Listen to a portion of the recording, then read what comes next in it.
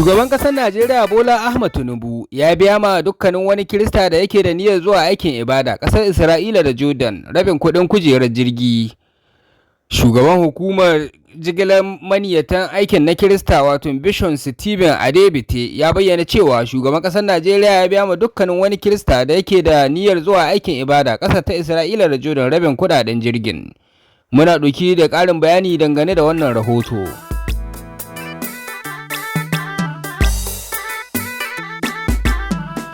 To jama'a barkanku da yau, barkanku da sake kasancewa da mu a cikin sabon shirinmu.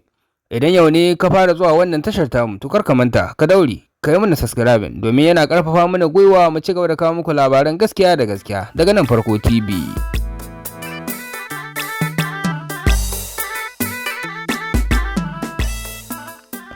Shugaban ƙasar Najeriya ya sha alwashin biya ma dukkanin wani Kirista da yake da niyyar zuwa aikin ibada na Jordan da kuma Isra'ila rabin kuɗin kujera.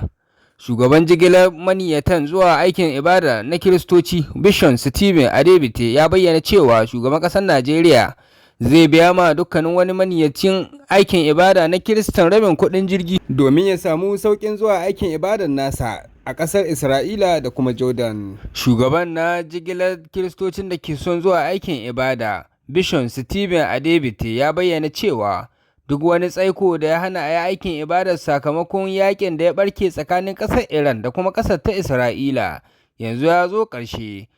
Bishop Stephen ya bayyana cewa ya je ƙasar Isra'ila da kansa komi ya zama lafiya ƙalau, wanda ya alƙawallanta ma Kiristoci masu niyyar zuwa aikin ibada ƙasar ta Isra'ila haɗi da Jordan da su kwantar da hankalinsu. Za su yi ibada su cikin kwanciyar hankali da jin daɗi kasancewar komi ya lafa. Damar rikice-rikicen ƙasar Iran da kuma Isra'ila ya tilasta an daga tafiyar aikin ibadar zuwa ƙasar ta Isra'ila haɗi da Jordan.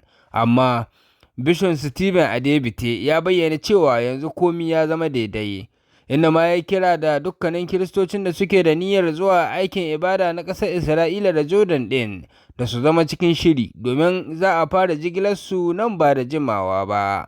Da kuma wannan muka zo ƙarshen wannan rahoton namu na yanzu, amma fa muna neman alfarma da kai mana subscribing sannan kai lakin domin ci gaba da samun sahihan labarai cikin lokaci daga nan Farko TV.